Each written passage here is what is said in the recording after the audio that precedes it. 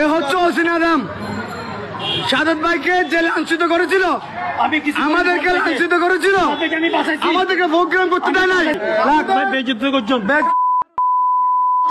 তুই আর নেতা শাহাদাত ভাই, শাহাদাত ভাই যখন হোসেন আদম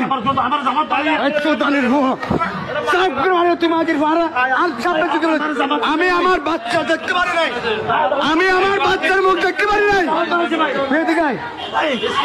এ হচ্ছে হোসেন আদম শাহাদাত ভাইকে জেলে লাঞ্ছিত করেছিল, আমাদেরকে লাঞ্ছিত করেছিল, আমাদেরকে প্রোগ্রাম করতে দেয় নাই, মিছিল করতে দেয় নাই।